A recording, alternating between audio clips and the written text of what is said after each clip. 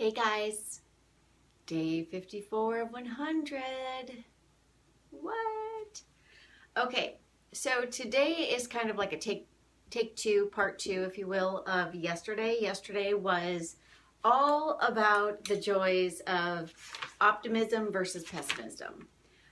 Yesterday was about, keep thinking, keep thinking. If you are naturally a pessimist, then you might want to just keep thinking and keep thinking in order to kind of push your unnatural state of optimism. So I'm going to dive right into this one because you guys, I am so tired.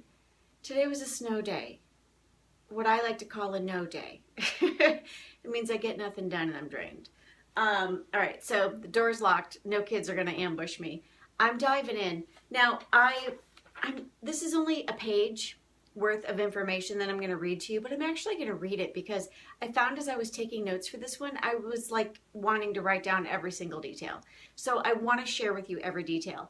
And I titled this that it's more about how to change your ways if you tend to be more of a negative thinker or a pessimistic thinker, because it's called put on a good debate, which is good.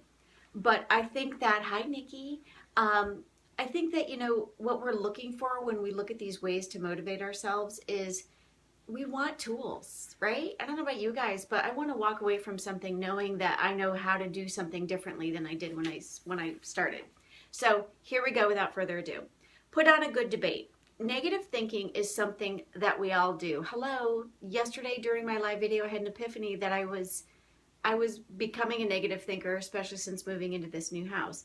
The difference between the person who is primarily optimistic and the person who is primarily pessimistic is that the optimistic person learns to become a good debater. Okay, it's going to get interesting, I promise. Once you become thoroughly aware of the effectiveness of optimism in your life, you can learn to debate your own pessimistic thoughts. So this isn't about, having an argument with somebody about, which presidential candidate was the right one, Hillary, or what's better to be optimistic or pessimistic, because we all have these tendencies.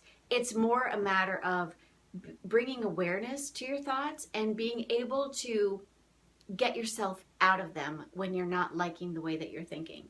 So to become a good debater and to realize that optimism is more effective.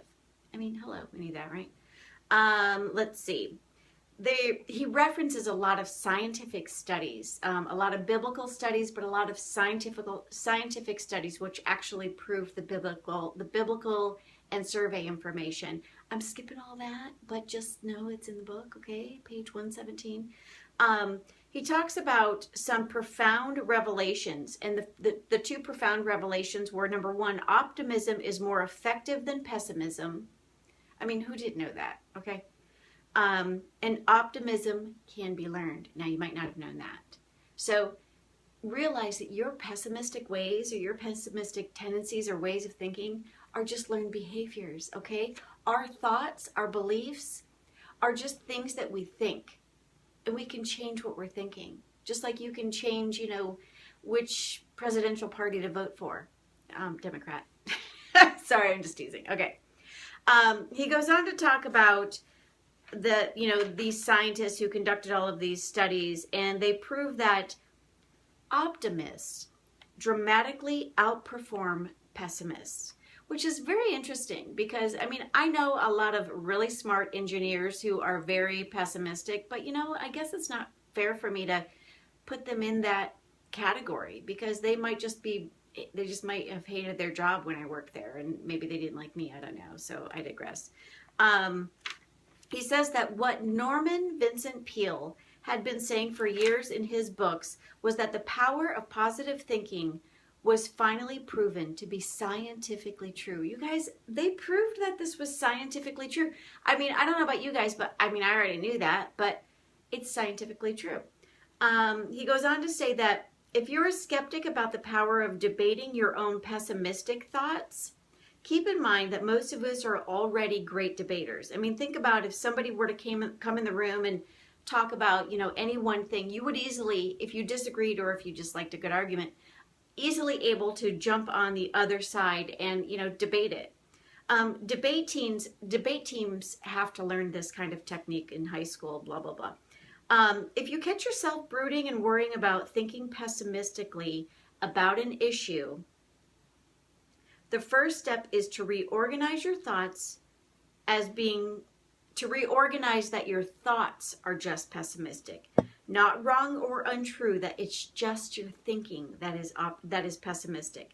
And if you are going to get the most out of your brain, you must acknowledge that pessimistic thoughts are simply less effective. So kind of being the observer of your thoughts, if you will. I don't know if you guys have ever heard of that, but it's something really cool when you think about the fact that we're the only species on the planet who is aware of the fact that we're thinking. We're the only ones who can observe our thoughts. Start to argue against the first line. Oh, wait a minute. This is something I didn't want to read. You'll surprise yourself if you start to observe your thoughts and to start to question why you're thinking the way you're thinking and to acknowledge that you can change your thoughts. Optimism is by nature expansive. It opens door after door to what is possible in our lives, while pessimism is just simply the opposite. It is constrictive. I mean, even yesterday when I used my, situation of how I got really blue about moving and, well, not blue about moving, but unpacking because the house wasn't remodeled and it wasn't perfect and I had so much to do, and if it couldn't be perfect, I didn't want to unpack. So I slipped into a pessimistic funk, but that's gone. So pessimism can be incredibly constrictive. It shuts the door on possibility. And if you really want to open up the door to your life and to motivate yourself to succeed, then become an optimistic thinker. So the reality here is you can do this. I mean, this is just something that you have to recondition yourself to do. Just like, when you were, when you were younger, you were conditioned to brush your teeth. And now, it's a habit that you're able to do. You can change your thinking. It doesn't matter how old you are. It's just a matter of, number one, being aware of the fact that you need to make a change. And number two, coming up with tools. So this debating thing is one tool. I like to defer to yesterday. Yesterday, I gave you 2 tips. One of them was a quote by my favorite, Winston Churchill. And he says, "A pessimist sees the difficulty in every opportunity, while an optimist sees the opportunity in every difficulty." So just let that sink in, especially if you are kind of attempting to step out of pessimism.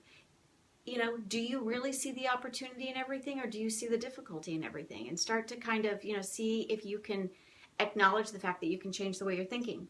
And then the ending of the sentence that I gave you guys yesterday. If you end a sentence in a pessimistic way, like, nobody can clean out this garage in a day, then you follow that up with, "And that's just the way I want it." And then if, that burns or stings a little bit, then that helps you to say, okay, you know what? It is my thinking. It's not who I am. I'm not necessarily being a realist, because I think pessimistic or optimistic, we can all be realists. But at the end of the day, we need to realize that we need to question our thinking, because we can change our thoughts. It comes down to just being aware of our thoughts and observing what it is that we're thinking and acknowledging the fact that we are wise enough to change what it is that we think. And if we change what it is that we think, we can change the results in our lives. So there you go. Start to realize that, you can observe what you're thinking, you can question what you're thinking, and you can change what you're thinking. Becoming an optimist is just a matter of making a conscious decision. You can do it. I'll see you guys on day, 55? Have a good night. Bye.